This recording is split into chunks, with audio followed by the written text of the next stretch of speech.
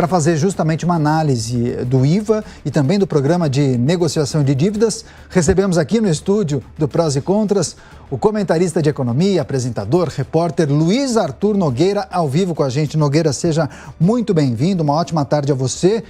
Queria, claro, naturalmente, sua análise e avaliação sobre esse levantamento, esse estudo do IPEA, que estima que o IVA brasileiro poderia atingir os 28%, superando, inclusive, o mais alto índice daqueles países que adotam esse tributo, que é a Hungria, com 27%.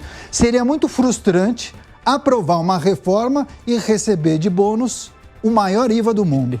Exatamente, Caniato. Aqui a gente explica e descomplica a economia. Boa tarde a todos. Olha, de fato, 28% de IVA é inaceitável. Se o objetivo final do Congresso Nacional e do governo Lula for fazer uma reforma tributária para nós brasileiros, nós contribuintes, pagarmos mais imposto, então não adianta, é melhor não fazer reforma nenhuma.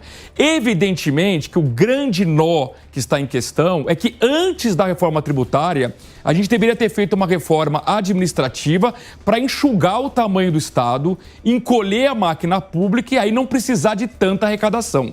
Como nós não fizemos a lição de casa, na hora que você vai fazer a reforma tributária, todo mundo quer arrecadar mais.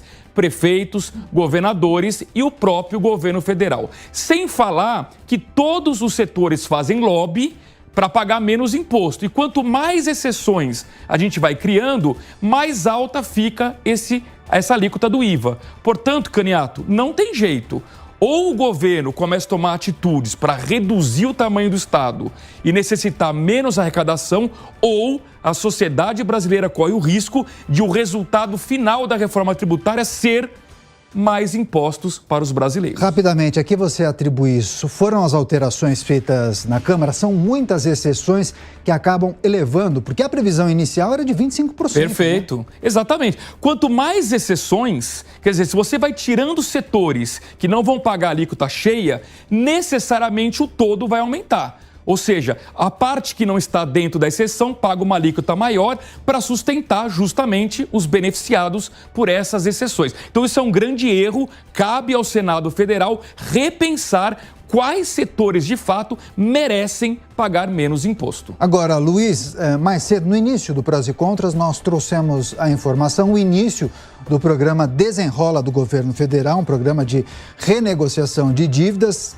Pessoas, naturalmente, poderão voltar ao mercado, voltarão a consumir, tomarão crédito, algumas voltarão a se endividar, poderão ficar inadimplentes ou não. Queria também pedir a sua análise acerca disso. Alguns especialistas entendem que isso pode, sim, turbinar a economia, mas outros entendem que seria preciso investir também em educação financeira, por exemplo. Sem dúvida.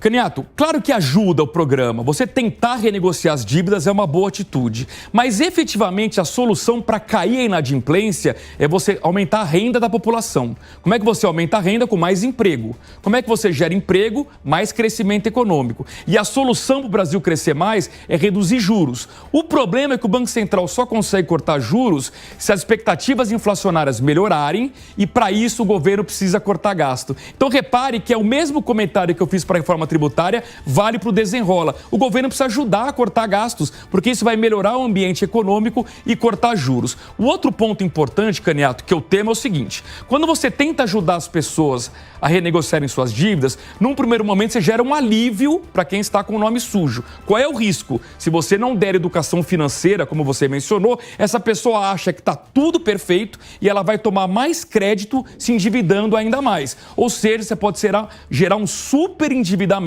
e a inadimplência sair do controle. Então, muito cuidado para que a gente não gere uma ilusão para a sociedade de que as dívidas desapareceram, e mais ainda, muito cuidado para não parecer que o mal pagador está sendo beneficiado, porque isso no futuro pode estimular muitos calotes aqui no Brasil. O raio-x da economia, a economia de uma forma descomplicada, com ele, Luiz Arthur Nogueira, todos os dias com a gente aqui no Prós e Contras. Luiz, muito obrigado. Obrigado, Canato.